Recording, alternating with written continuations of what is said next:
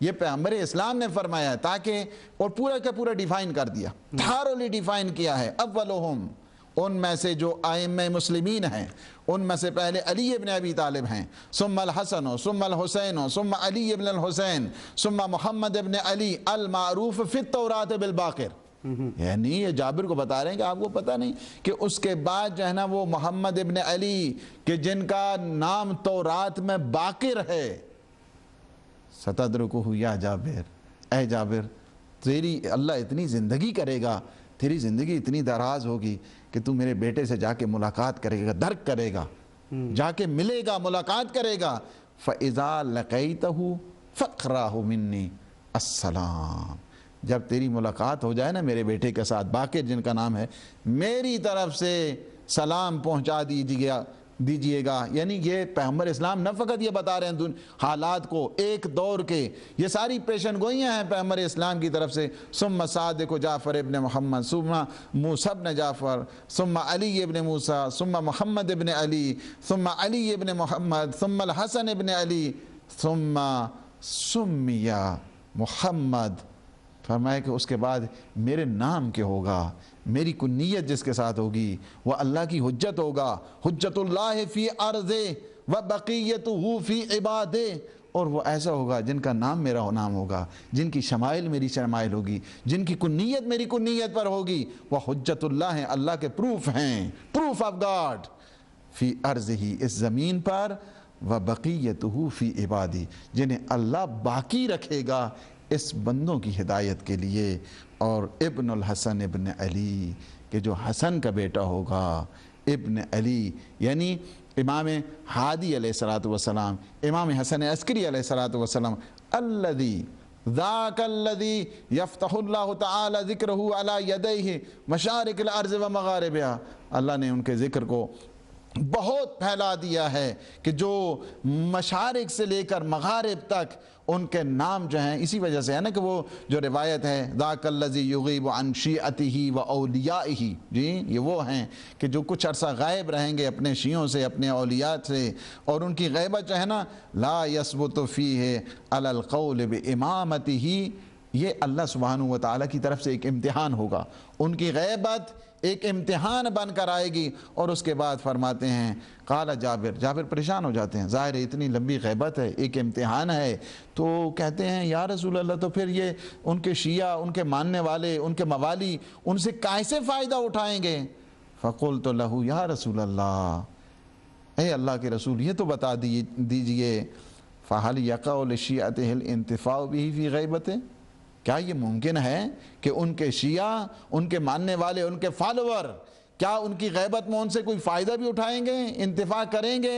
کوئی سود مند ہے، کوئی فائدہ مند ہے ان کی غیبت؟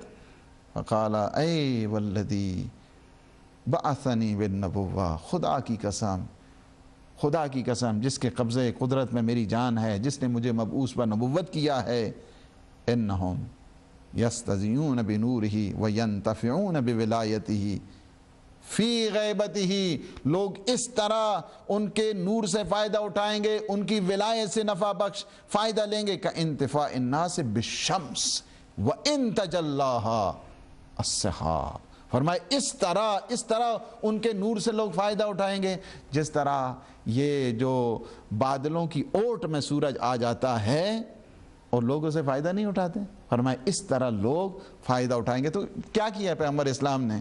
پیغمبر اسلام نے یک بیک ائمہ معصومین کی، خلفاء کی، اور فرمایا کہ وہ جو اولی الامر ہیں وہ میرے خلفاء ہیں، جو مسلمانوں کے امام ہیں، جن میں سے پہلا علی ہے اور آخری مہدی دوران عجل اللہ تعالی فرجہ الشریف، کہ جن کے دور حکومت میں ہم زندگی گزار رہے ہیں۔ اور اسی طرح یہ ایک روایت پڑھ کے میں آپ کو کہ آپ بھی جو ہے نا سناتے رہیں یہ حدیثیں، تاکہ یہ حدیثیں کس قدر متواتر صورت میں ہمارے اہل سنت کے برادران اور اہل تشیع کے ہاں کس قدر متواتر ہیں، بہت مہم جو ہے۔ کل بھی ایک ریفرنس ہم نے دیا ہے کہ ابن شہر عاشوب سے کہ جب پوچھا گیا سأل الحسن ابن صالح عن صادق، یعنی حسن ابن صالح نے امام صادق سے پوچھا کہ اس سے اولی الامر سے کیا مراد ہے؟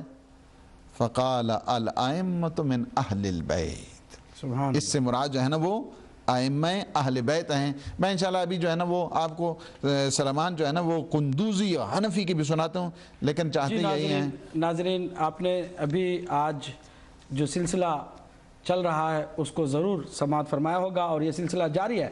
آج ہم ہر مسلمان مرد و زن کے دل و دماغ پر حقیقت کا وہ زبردست عکس پیدا کرنا چاہتے ہیں کہ قرآن نے جن کی اطاعت واجب قرار دی وہ صاحبان امر کون ہیں. یہ جو چھپا کر کے حق کو دوسرے معنی میں لے جا کر کے ہر لاٹھی والے کو اطاعت اس کی واجب قرار دیتے ہیں، یہ جو حکماء اور عمراء تخت والے تاج والے ان کو صاحب امر گردانتے ہیں، یا پھر جو حکومتوں سے ہٹ کر کسی اور کو بنانا چاہتے ہیں تو سیدھے سیدھے کہہ دیتے ہیں کہ یہ سارے علماء جو ہیں، وہ سارے مشائخ جو ہیں وہ اولی الامر ہیں، صاحبان امر ہیں. آج ہم بتانا چاہتے ہیں کہ صاحبان امر ہوتے کون ہیں. صاحبان امر جن کی اطاعت نبی کی اطاعت جیسی ہے، وہ صرف اور صرف معصوم ہے. اور یہ ہماری تفسیر نہیں ہے. تفسیر اگر کوئی عام انسان کرے، کوئی شیخ کرے، کوئی ملا کرے، اس کے مقابل میں خود جن پر قرآن نازل ہوا وہ تفسیر کرے، تو آپ بتائیے صاحبان عقل و خرد، آپ جو شعور و بصیرت رکھنے والے لوگ ہیں، وہ ہمیں بتائیں کہ کس کی آپ تفسیر کو معتبر سمجھیں گے. وہ تفسیر جو ہم اپنی طرف سے کریں قرآن مجید کی، یا وہ تفسیر کہ جو ایسے شخص سے ہو کہ جس پر قرآن نازل ہوا. حضور نے کیا فرمایا صاحبان امر سے کے بارے میں کہ وہ کون ہے؟ آپ نے پہلی حدیث سنی نا، اور یہ صحیح ترمذی کی میں حدیث سنا رہا ہوں. ترمذی شریف سے کون واقف نہیں ہے؟ یہ دیکھیے میں اس کے ٹائٹل کو بھی آپ کے سامنے لا رہا ہوں، آپ دیکھیے گا. پہلی جو آپ دیکھیں یہ سنن ترمذی کی پہلی جلد ہے، سنن ترمذی پہلی جلد.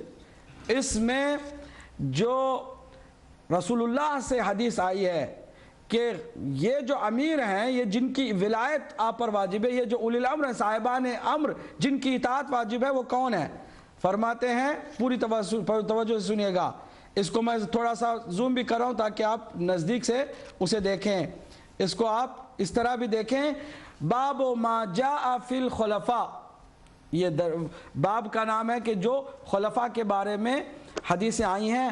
اس میں حدثنا ابو قریب محمد بن علا حدثنا عمر بن عبید التنافسی عن سماک بن حرب عن جابر بن سمرہ قال قال رسول اللہ صلی اللہ علیہ وآلہ وسلم یکون من بعدی 12 امیرا، میرے بعد تمہارے 12 امیر ہیں، حاکم.